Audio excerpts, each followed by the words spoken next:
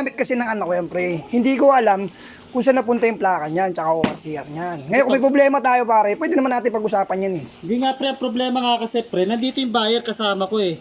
Paano bibili ng buyer to pre kung walang plaka to pre? Pambihira naman. Ibabalik naman sa'yo, boss eh. Hindi kahit na pre. Kasi wala akong alam dyan, anak ko gumamit yan.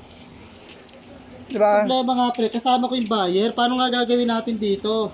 Kasi paano yan, pagka walang papel, hindi ko bibili yan. Hindi, boss, babalik naman yung ano sa inyo, yung plaka tsaka ORCR. Pagdating ng anak ko, kasi wala pa yung anak ko rito. Yan ang sinasabi ko sa'yo pre, pera na magiging bato pa. Kailangan ko ng pera pre oh. Pabira naman pre. Hindi, pwede naman eh. Pwede mo naman bayaran yan. Pwede mo naman bilhin yan eh. Hindi ganun dahilan pre. Siyempre buyer pa rin na magdidesisyon niya, pambira Oh, naman. alam mo namin pare, mayroong pagkakamali kasi sinanla mo to sa amin. Ngayon, Oo nga pre, kaya diba? nga nagsama ako ng buyer pre. Kasi ipambabayad ng buyer pre, yun ang ipantutubos ko dito. Eh paano ako tutubos niyan pre? May emergency kami pre, merong... hindi nga eh. pasyente Babalik naman sa- sa iyo yung yung ORCR pare. Antayin-tayin na natin anak ko. Kapit lang ako pre ha. Ha? Hindi ko isasanla to pre. Hindi pare, hindi ako nakikipag-away sa'yo ha. Para malaman mo lang ha. Hindi ako nakikipag-away sa'yo ha. Paano natin to ayusin pre? Sa barangay na lang kaya tayo mag-usap. Hindi, ganito lang. Antayin na natin anak ko kung gusto mo. Babalik naman sa iyo ORCR mo pare. Eh paano yung pre? Hindi nakapapagintay yung buyer oh.